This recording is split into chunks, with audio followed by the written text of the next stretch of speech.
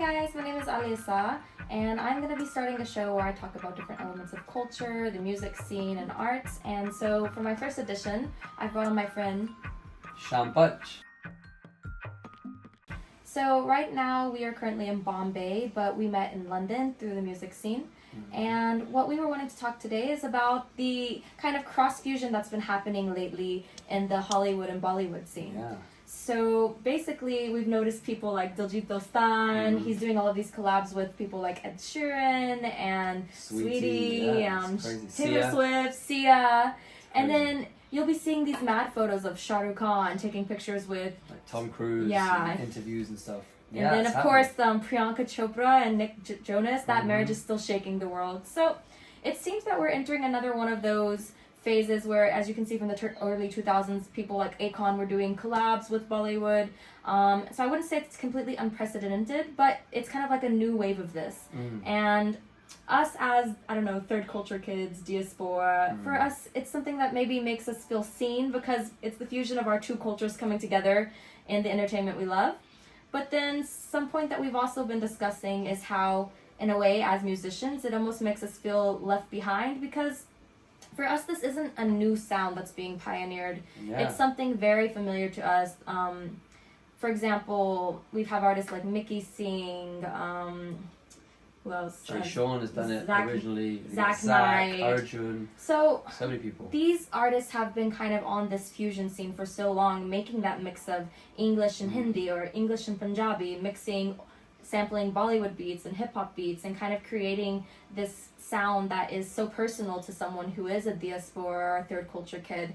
But the thing about it is we never really necessarily got that recognition through the numbers with the record labels, and it's always been a very hard journey for those artists. And so when something like this comes along, having the sound that we've kind of pioneered, it makes us think like, is this a new space and opportunity for us, or is it just another way that we're going to be left behind? So I brought him on to talk about this today because he has actually been there since the beginning. You were there for 10 or 15 years ago in his early days of the music scene in London. Yeah, I won't talk about any You worked names, with a lot of these people. I worked with a lot of people at Ghost Row as well, done some production. I've seen the whole scene rise, you know? Yeah, so can you tell us a little bit about that? Like, how was it? What were the struggles that these artists were facing back in the day? And how relevant are they today? And is there kind of a new opportunity for them with this interesting cross-cultural fusion, or will they be getting left behind? Yeah, it's interesting. It's an interesting question because, like you said, we've been doing this for years, you know, fusion, because it's so natural to us.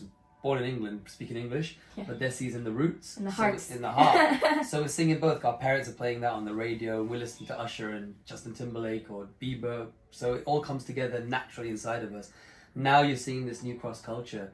But I think there's a difference because we're seeing Diljit collaborate with Sweetie, and they've got such a powerhouse behind them. Diljit's got all of India and Punjab behind him, and that whole record label that comes with it. And Sweetie's signed, obviously, to huge American record labels. So I think that makes a difference because it's not really an artist doing fusion. It's an artist with their culture and an artist with their culture coming together. And so you're getting an impact. And I think that impact is more so on Indians than it is on the West. For example, like Indians get excited that Diljit is doing something with Ed Sheeran, but it's not like an Ed Sheeran fan is like, oh, Diljit. Yeah, unless they're Indian. Or unless they're an Indian-born American or Indian-born. Then it works. So again, you're still appealing to that little niche of that Indo-Western fusion, but now you've also got India. It's the same audience of us diaspora kids plus India, which is huge. So why weren't those other third culture kids appealing to the Indian market then? Like, for example, if Mickey Singh released a song, why wasn't it #1 in India? Yeah, I mean, because he's not in India. Okay, if we take it at its base, like the actual song, it would be the same song structure because it's the song structure that we've been pioneering for years. It would be like one verse in English with one verse in Punjabi. Why is it if he sings with an English star? No, I don't think it's true. I think people, if they heard it, would love it. It's the exposure of it. It is exposed. I mean, it does have, those songs have 10 million, 15 million, 5 million views.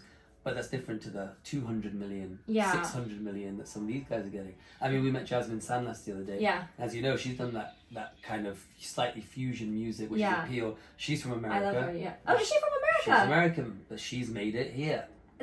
I did not know she was American. I literally spoke to her and still didn't clock it. What the heck? Okay, Jasmine, I'm sorry. So there you go. So you do have people like her, for example, that have done it.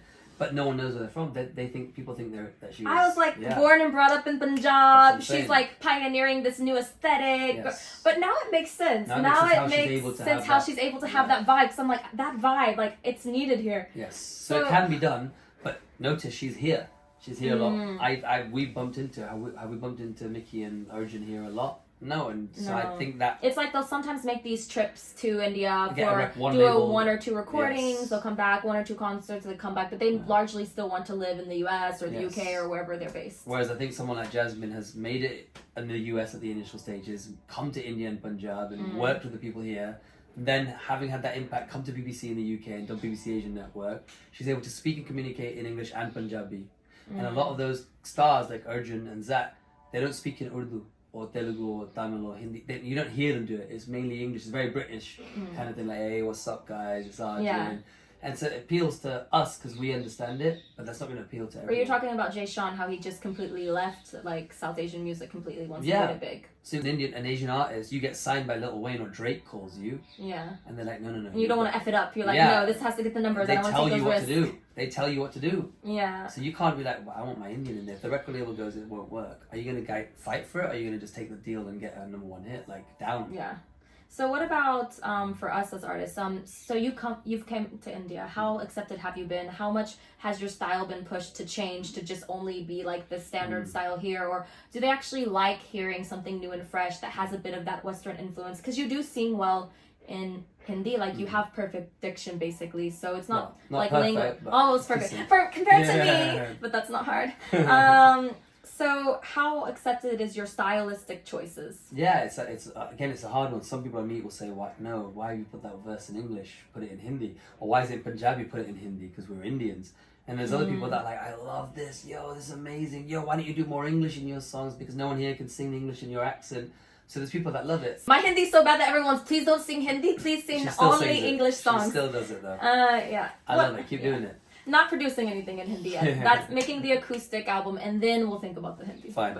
It's a process. It's a journey. But yeah, I mean, like writing this kind of stuff, I feel inside of me because I've grown up with the Brit Asian stuff, and like Usher and Justin Timberlake and all those R&B guys, Timbaland, who like had a lot of Indian influence. At the exact same time, I've listened to A.R. Rahman and Pritham and all these great composers, and so I've composed in that style because that's an influence. I'm able to write in that style as well, even if the music has those impacts. So for me. And it's great that I'm doing it in this era because we're now in the era of Spotify Shuffle, basically, where you'll just play random songs. So if I have an album that has a fully Indian song, like Simran Dedi Chai, that I'm writing, which is a full village type. It's so good. I wish you guys could hear it. We'll hear it soon. Maybe next time we'll do a listening party. But and it's like fits the situation because it's about a Chaiwali that we met. And so that there is, how can I be an impact of, girl, she's this or that? You know, but it doesn't fit in that situation because I was writing it from someone else's perspective that met her. But if it was me that met her, then my perspective might be like, oh yeah, girl, I saw you, you know? And then I might see she's Indian, so I'll be like, oh, Gorilla. It's natural. Yeah. So it comes naturally. It's like whatever comes inside of you and you just follow that instinct, which is what we're supposed to do as artists. But then we also have to think about what do the people want, even though that's so anti-artist. It is, you know, it's like you should be making something you relate to or what you want to listen to and hope that people who you know, relate, find you, but we're kind of forced in today's world. It's all about a numbers game. It's all about labels, this and that. Even though there's a lot of independent labels, now it's relying on streaming. Yeah. So back to the other question I had, as far as us diaspora kind of multicultural artists, maybe we're in the motherland now, maybe we'll be staying back in London, US, like how much of an opportunity is there for us now? So do you think it's grown now that we're seeing people like Diljit do these collabs, or is it that we're still always going to find ourselves in this position where we're not accepted in one place or the other and we're just going to be stuck in the middle like our whole life experience? I think like someone like Diljit is inspiring to show that,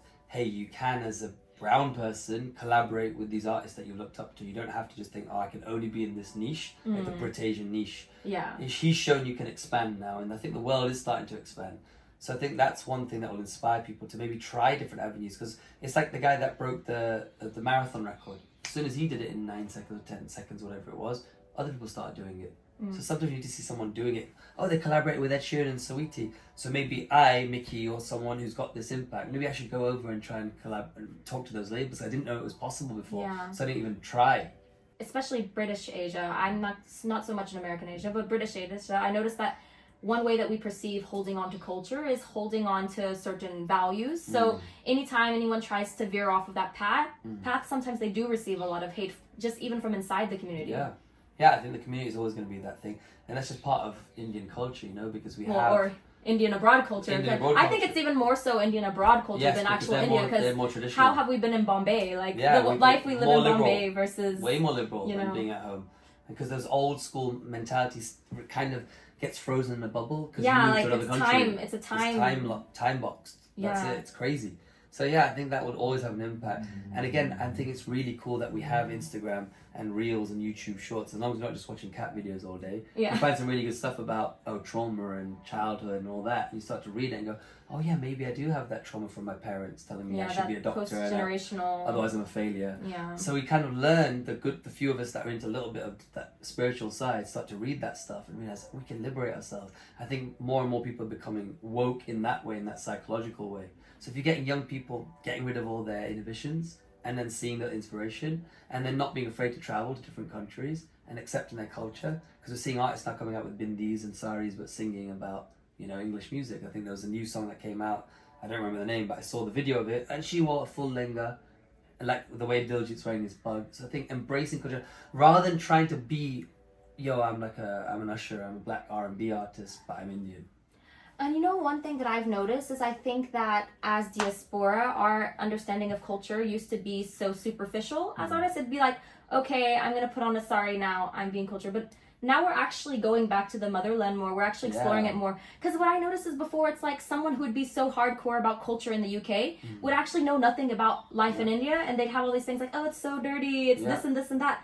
But now people are actually like going back. We're actually being like, wait a second, wake up. This is not our parents' India. And we're actually developing a stronger and like more, under the surface level understanding of what it means to be an American-born or British-born Asian. And I think everything is starting to interact so much. Like I can see in my family before, you'd only marry within that, like, your Kashmiri, right? So like you'd like Kashmiri culture attracts you. Same in like my background culture, but I'm starting to see people, my cousins are marrying Punjabis and they're marrying English girls and all that. So we're getting a fusion happening in the world. So I think the world will just become a lot more fusion oriented anyway, and that will become natural. And it'll translate into the art, basically. It has to become part of the culture. As far as the pioneers of this genre, because this is what we're talking about, who have been the people who have been there all along, and who's the new people who are kind of like who we should keep an eye out for, in your opinion? Yeah. So I think like early days, I have to say people like Rishi Rich, as a producer, he kind of sculpted that sound because he got signed by Timbaland in the end. Yeah. Timbaland also is I would say is a pioneer of fusion music because he loves Indian music. Will.i.am from Black Eyed Peas. What was that? No, don't funk with my heart. Indian song. So it's happened with those hip hop producers. And then you've seen the Indian people like Jay Sean take it on, Juggy D, all that whole crew, and make an impact. And that's inspired people like Arjun, Zach, Mickey. Right now we have Izu, we have Prophecy, we have Mickey. They're still going in the West. Prophecy's from Texas, isn't it? Yeah, he's somewhere around there, or Canada or something. I don't remember. There's Shub as well. Then you've had people like Sidhu. R&B artists, Ria Raj. Exactly, Ria Raj. Just so many people that are coming out and some Tamil artists. I really love. Who is that one? Prit. She's from UK. And I've played her songs for Tamil people here, and they vibed it. They loved it so much. But it's like the fan place she could unlock in India would be crazy. And then there's Yanchan. Yanchan produced. He's sick. He's been producing, playing the Bakawaj, whilst someone, I forgot the name, is rapping over it in English. Even my guru, like, she's more of classical, but she's currently infusing ghazals with Western classic, and she's creating an opera that will unveil in London that's going to be a fusion of that. So. I love that. And then I'm doing it. Like, I love Qawwalis, I love Sufi music, I like R&B. It's just natural. I'm just bringing it all together in one pot. So, the last thing is, because obviously he's my guest here, and he himself is a producer, singer, composer. Can you please sing us just a line of one of your new songs that you have coming out that you don't mind sharing? Oh wow, is it exclusive? I've never sung this live. Yes, it's exclusive. So I'll sing a little bit of my new single, which is going to be called Manao Pirikabar or Mahiya. We haven't decided yet. Oof. And it goes like this. Manao Pirikabar tera yaar Mahiya, Manao Pirikabar Mahiya. सताओ से फिर एक बार माहिया मनाओ फिर एक बार माहिया मनाओ फिर एक